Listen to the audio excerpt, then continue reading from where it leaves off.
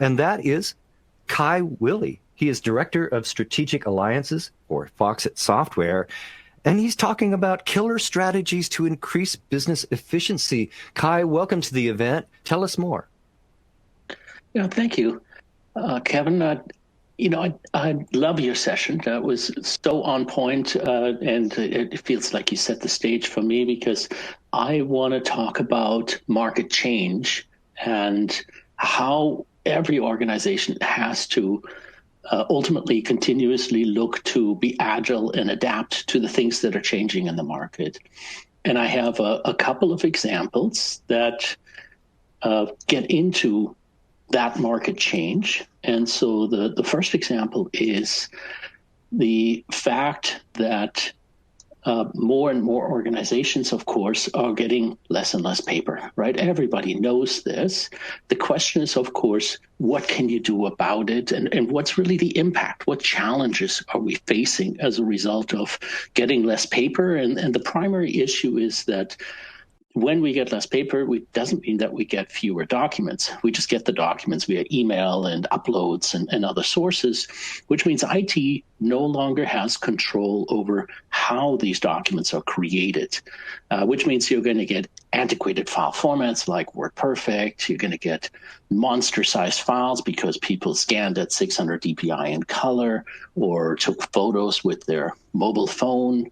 Or you're going to get documents with malware in them and things like that. And that's going to cause business efficiency problems in that you may have exceptions where processes get stuck, and or you may simply have slow processes because those supersized documents are painfully slow to open on remote or mobile devices. And this problem is a creeping change, right? The amount of paper that we're receiving is declining slowly but surely over time.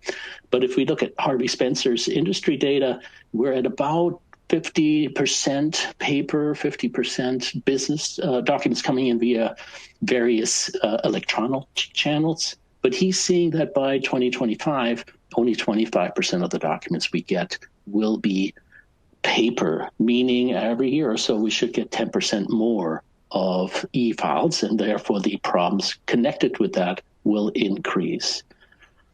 The second market change that we see is that, just like Kevin mentioned, more and more of us are working remote, as I am here now. I'm doing this from my home. And as we work remote, this is, of course, not a new change. Yes, it dramatically increased in the last few months, but even before that, in the previous 10 years, it had gone up by, remote work had increased by over 100%. And so remote work ultimately has that impact that you no longer have that gigabit connection to your servers, and your document access to your servers is going to be slower. Sometimes it's not a big deal because you have a high-speed internet connection, like I have a 300 megabit connection here at my house. But at the same time, if you look at an FCC study that I've referenced here, more than 42 million people here in the US don't have stable broadband in their homes. And so with so many of us now working from a home, document access, internet speed, either due to internet speed or just latency issues, or simply users working with overcharged files, can be a real issue for productivity. And I've put a little table together here to try to illustrate how this is an overlooked problem. Many of us, when they're sitting in remote workstations and it's slow, they just think, well, there's no way to fix it because you can't make the internet any faster. And so they're simply suffering. And so I don't know how often people are actually checking with their remote locations to see how well they're doing. And often it's misunderstood. So let's say you have a 3-second delay, as in this example, you might say, oh, who cares? It's not that big a deal. But if you're in a document-centric task, such as mortgage processing, claims processing and insurance, or invoice processing, you've got people opening hundreds of documents a day. So that 3 seconds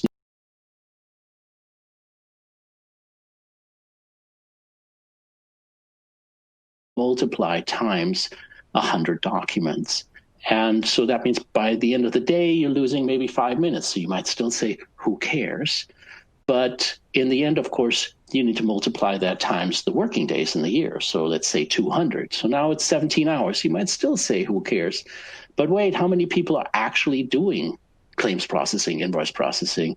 Many organizations have a small army doing this. And so you may have hundreds of people. And so next thing you know, you need to multiply that 17 hours times the number of employees who are actually suffering. And you have thousands of hours of lost productivity. And so you might ask yourself, well, how much faster could you have served your customers? How much more productive could my organization have been?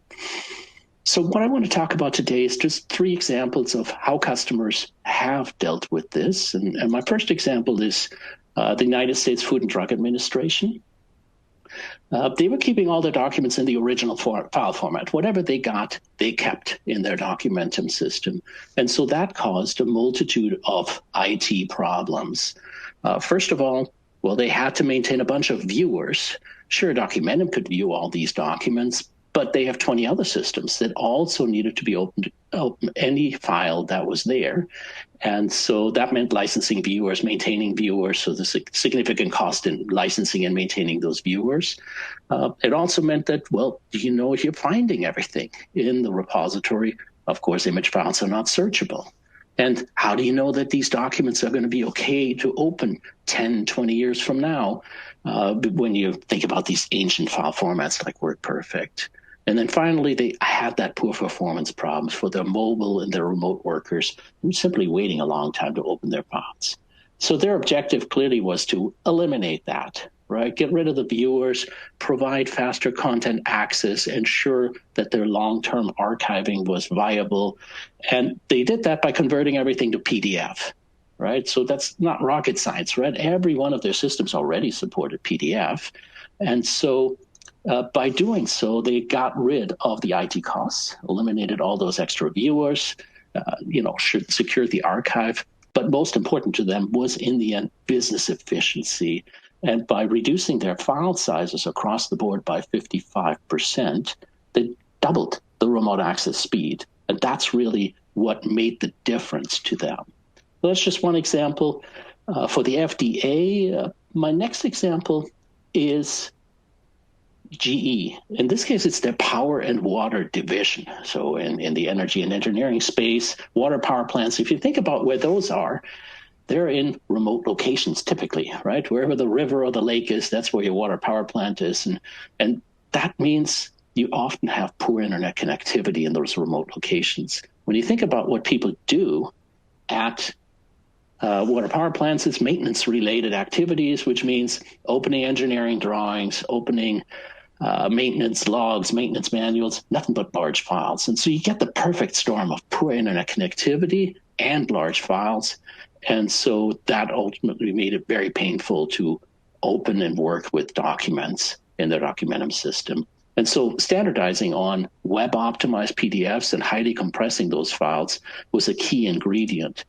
Their compression, only 45% across their repository, but that's not what they cared about. You know, it's not about storage savings, about business efficiency.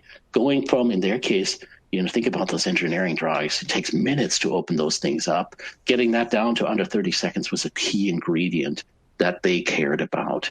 And so we see this repeating itself in energy engineering, oil and gas, construction, transportation, aviation. They all have that problem that they're in remote locations, poor internet connectivity, and typically have large files. And so that's a place where this really makes a lot of sense to look at simply optimizing your documents within your existing systems. Last example, JP Morgan Chase processed over 1 billion documents in their mortgage processing group. So in their case, it was the efficiency of the mortgage processing team. This is that example from earlier, right? You've got an army of people opening mortgage documents every day to approve them.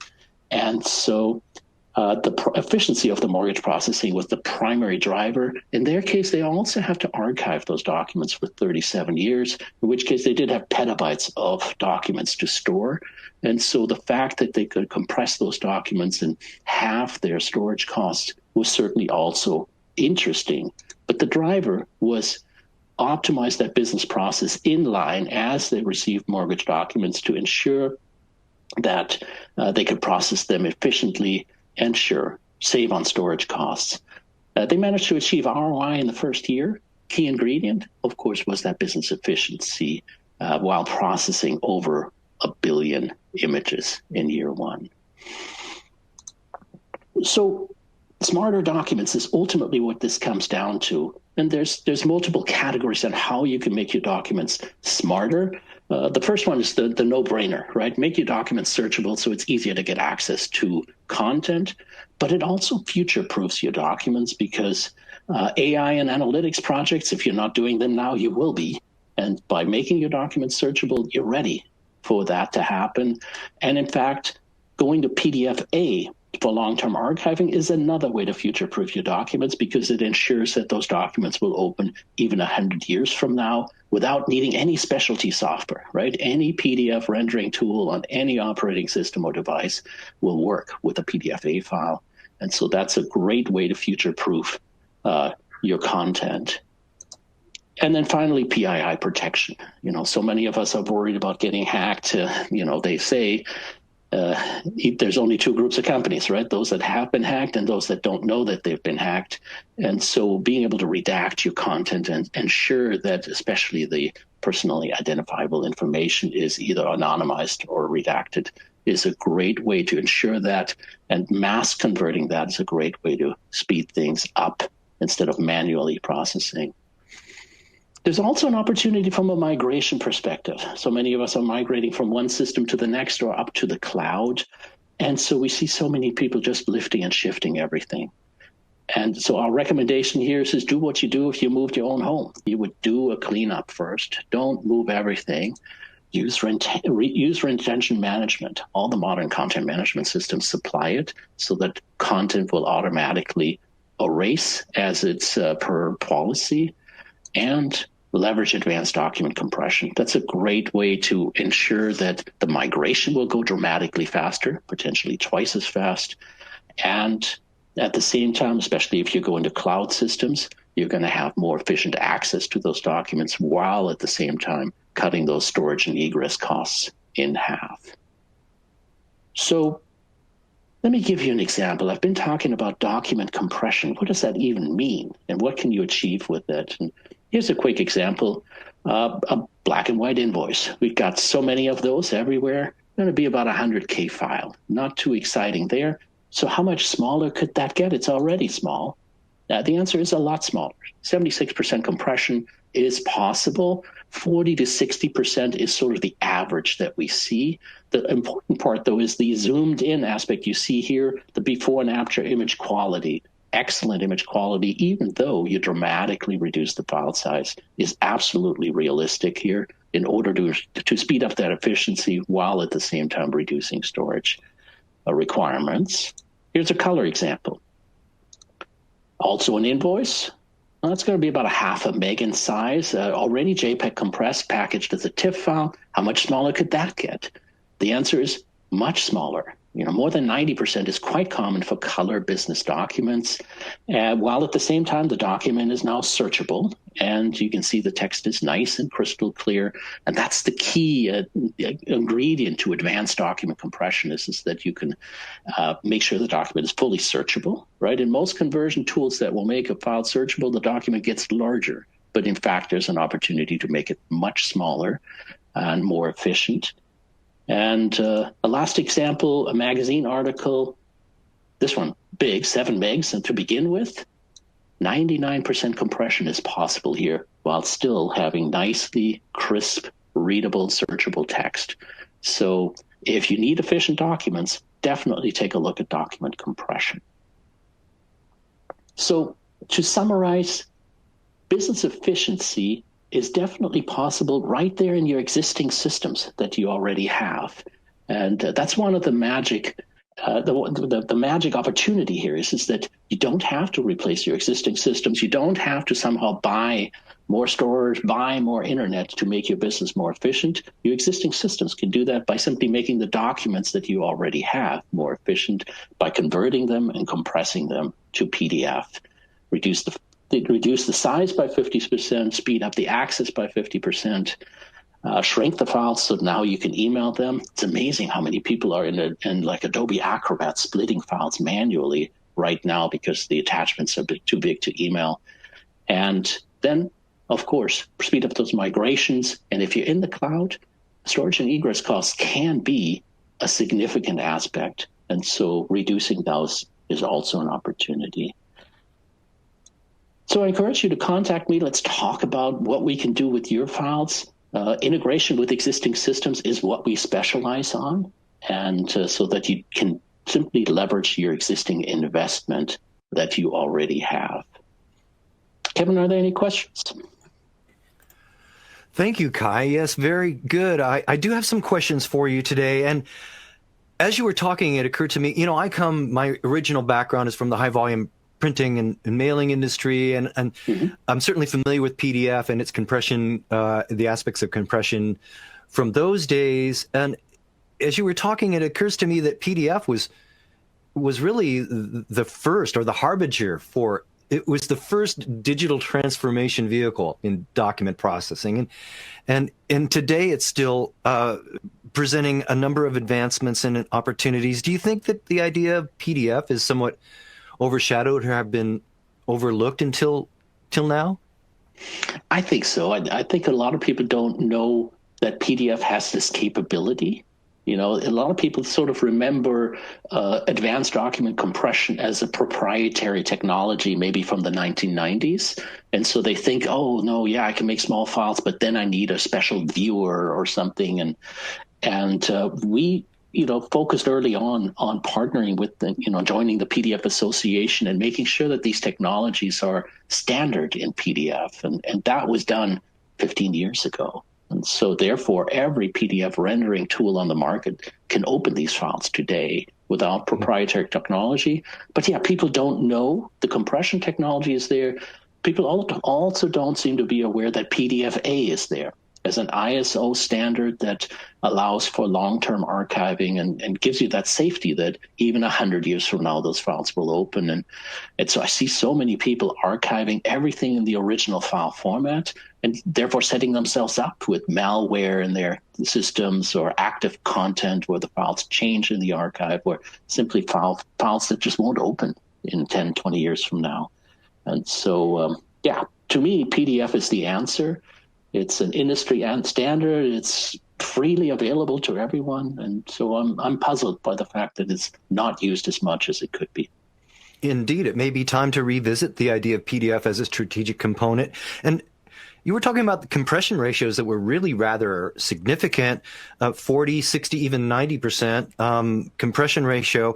Now, even if I have, as you mentioned, a black and white invoice, for example, it's 140 KB, that's already small. Why should I care? But in an organization like JP Morgan, compressing even those small files can make a real difference. And it was interesting that